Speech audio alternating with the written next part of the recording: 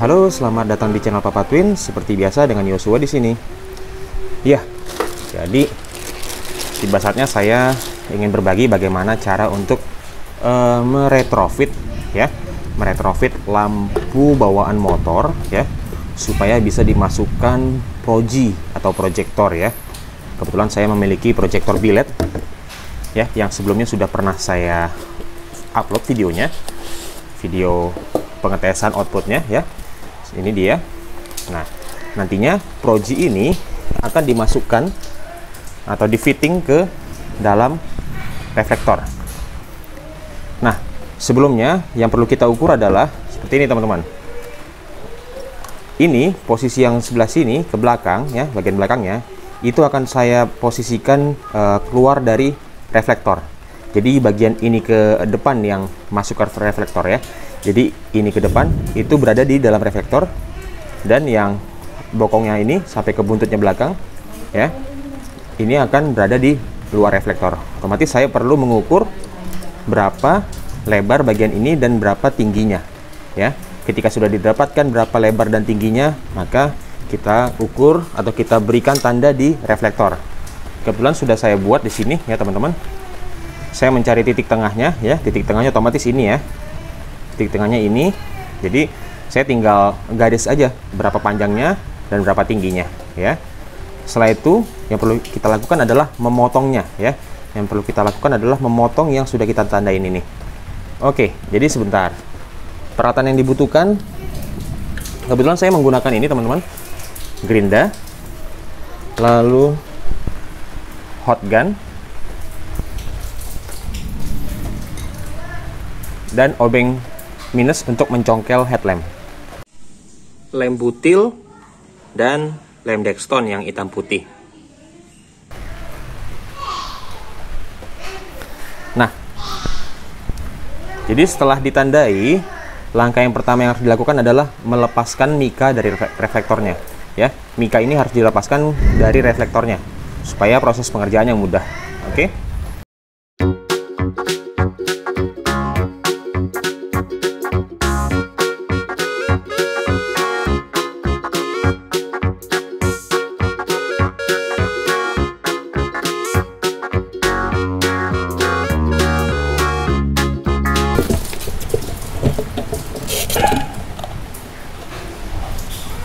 Oke, seperti ini hasilnya teman-teman, dan hasilnya bersih ya.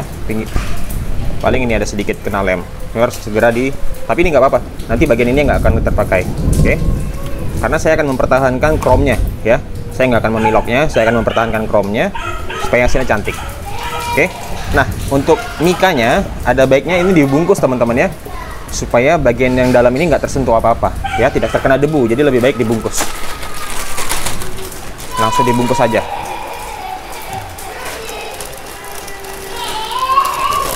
Oke, setelah tadi aksesorisnya dibuka, sekarang waktunya kita potong bagian bokongnya ya.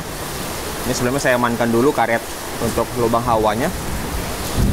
Jadi nanti yang sudah saya tandai ini akan saya potong ya, supaya reflektornya bisa masuk. Saya menggunakan gerinda ini untuk memotong yang bagian kerasnya karena ada besinya. Sebisa mungkin lakukan dengan hati-hati ya teman-teman.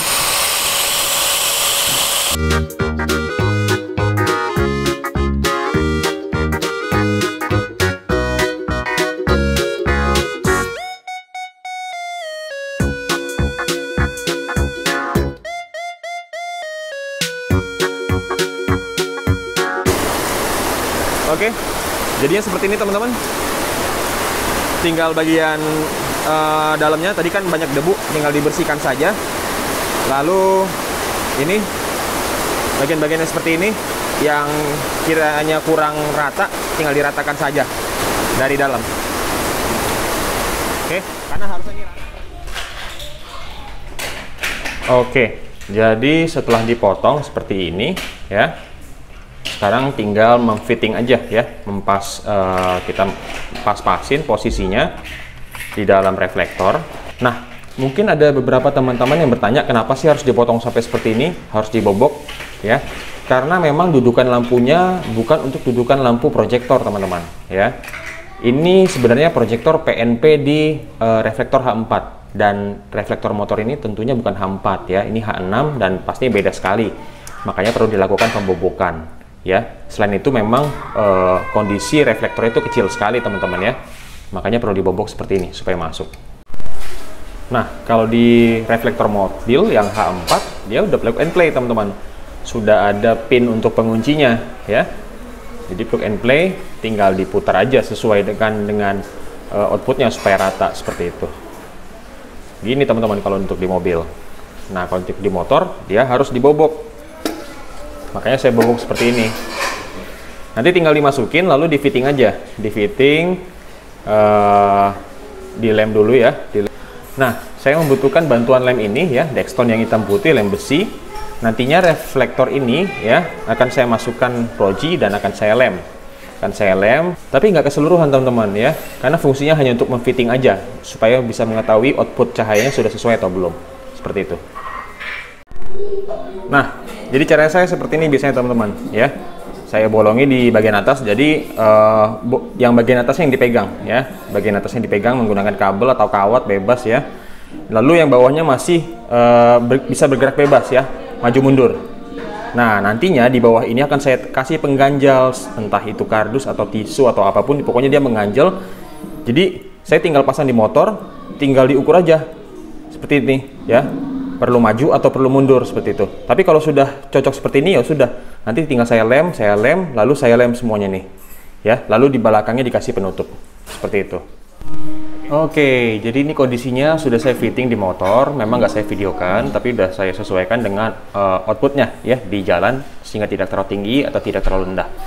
Nah, jadi setelah sudah di fitting, tinggal saya biasanya langsung melem aja ya, ngasih lem besi tadi ya, lem besi ini di sini dan di bawah ya, sama di bagian sini. Intinya dilem secukupnya aja, tidak usah banyak-banyak, tapi juga tidak terlalu dikit ya, supaya si projinya bisa terpegang dengan bagus ya, walaupun ada getaran-getaran juga dia kuat seperti itu ya.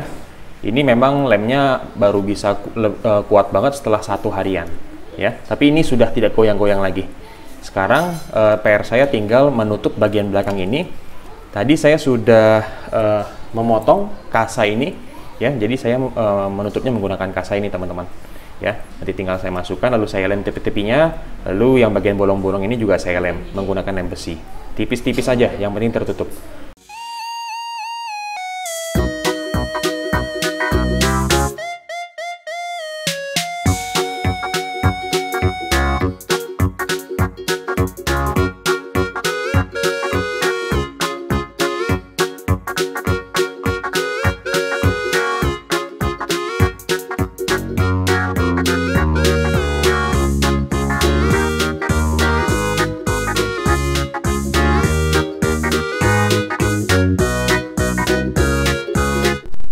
Oke, jadi sudah jadi teman-teman.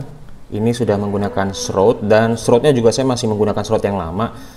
Dan satu lagi, saran saya, krom-kroman dari shroud ini tipis sekali ya teman-teman. Jadi jangan sampai asal digosok-gosok pakai tisu, karena efeknya seperti ini teman-teman ya. Gampang pudar kromnya ya. Lalu bagian belakang ya memang terlihat jelek, tapi cukup lah. Ini cukup kuat ya. Intinya semua harus tertutup supaya nanti tidak ada embun di dalamnya ya. Oke, jadi sekarang saatnya menutup reflektor ini menggunakan mikanya ya. Tapi sebelum menutupnya menggunakan mika, saya akan menambahkan lem butil ini di parit-parit reflektornya ya, supaya bisa mengikat mika di reflektor dengan kuat teman-teman ya. Oke, hasilnya seperti ini teman-teman, sudah dimasukkan ke parit-paritnya. Sekarang waktunya untuk memanaskan menggunakan heat gun ya di seputaran ini, supaya lemnya lunak dan mudah untuk menekan mikanya sampai masuk ke dalam.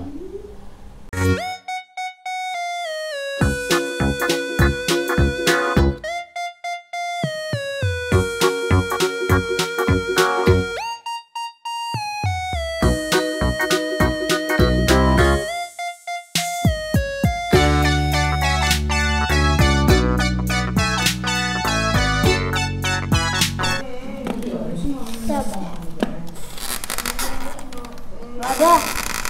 sedang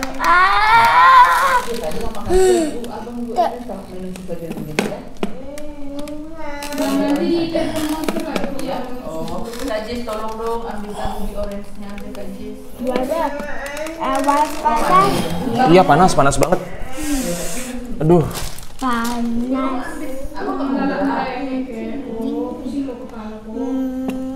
Nah, boleh pegang. Tak, itu panas. Itu panas nanti. Enggak ngomong dari tadi Bapak.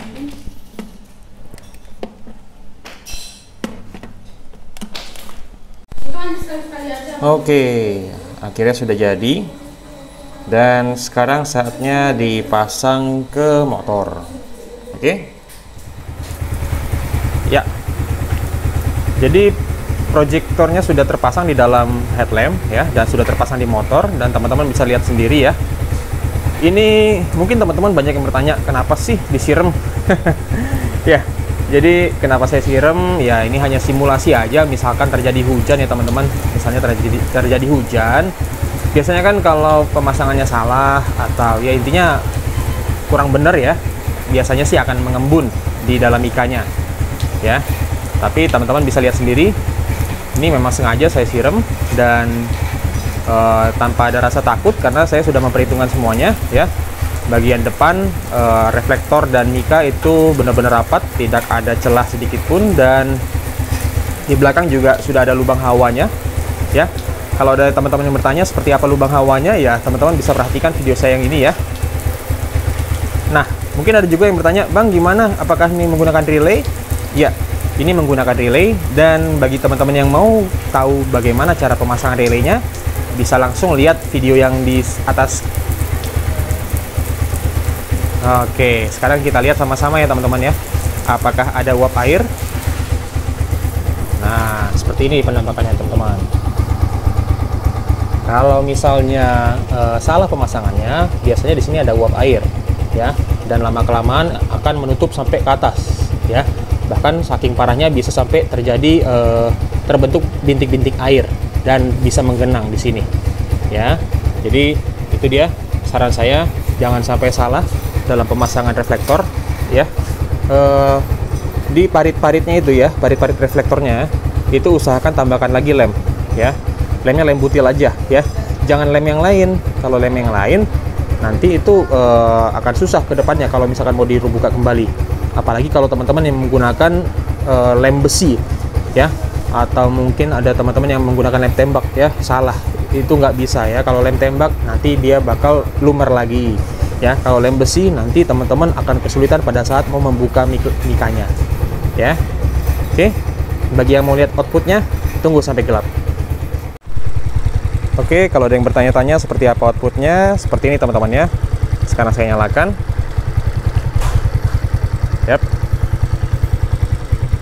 Ini kalau dilihat dari headlampnya, headlamp sampai awal foreground itu sekitar lebih dari 3 meter lah, 3,5 meter kurang lebih. Jadi memang foregroundnya tuh jauh ya. Kalau ada yang bertanya-tanya, foregroundnya termasuk jauh ya jaraknya ya.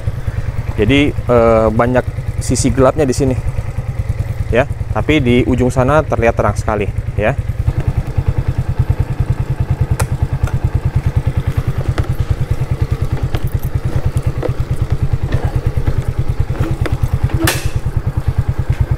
Ya maaf, tadi itu kondisinya standar 2 ya.